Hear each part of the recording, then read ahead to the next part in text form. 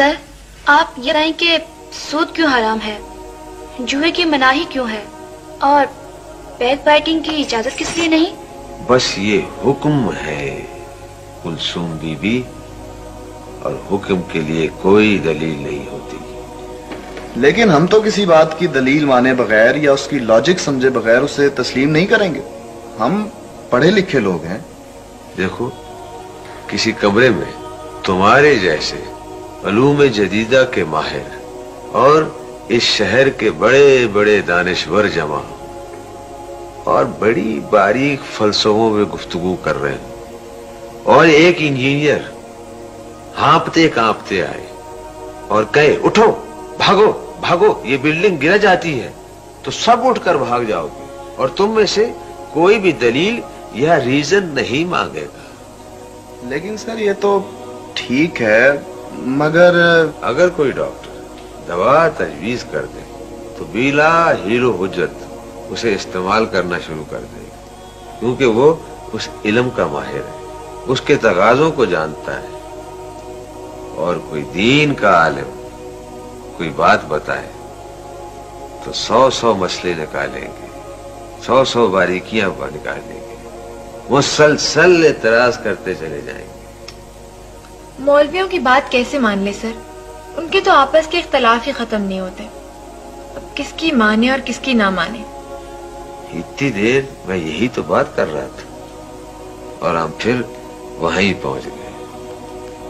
دیکھو be be, اختلاف کہاں نہیں ہے اور کس میں نہیں ہے۔ وکیل حضرات کو دیکھو، وہ ایک ہی واقعے میں ایک دوسرے کے خلاف ہوتے ہیں، جھگڑتے ہیں، خوب جھگڑتے ہیں، خوب جھگڑتے ہیں، اور ان کے جھگڑنے کے لیے تو کٹہرے بنائے جاتے ہیں، اسپیشل قسم کا فرنیچر بنایا جاتا ہے کچہریوں میں۔ ہاں تو میں کہہ رہا تھا کہ ڈاکٹروں میں بھی اختلافات ہوتے ہیں اور خوب ہوتے ہیں، وہ یہی سوچتے رہتے ہیں کس کا علاج کرے اور کس کا نہ کرے، اور ان کے اختلافات کبھی ختم ہوتے ہی نہیں۔ یہ تو ہم نے کبھی سوچا ہی نہیں تھا سر۔ لیکن سر اس کی وجہ کیا ہے کہ ان کا جھگڑا اور اختلاف ہمیں اختلاف نہیں لگتا، اور ان کا لگتا ہے جو بڑی شدت کے ساتھ؟ ہاں، اس کی وجہ یہ ہے اپنا کلثوم، وجہ اس کی یہ ہے کلثوم بی بی کہ جو بات کسی کو کہنی ہوتی ہے اور اس کی ضرورت محسوس کی جاتی ہے، اس کے خلاف اور ناخلاف کی پرواہ نہیں کی جاتی۔ دین کی چونکہ پرواہ نہیں اور اس کی قدر نہیں، اسی لیے ہیلے بہانے تلاش کیے جاتے ہیں۔ شاید اس کی وجہ یہ ہو سر کہ جان اور مال چونکہ زیادہ عزیز ہوتے ہیں اور لوگ ان کے… شاباش، کلثوم تو بڑی سوچنے والی لڑکی ہے۔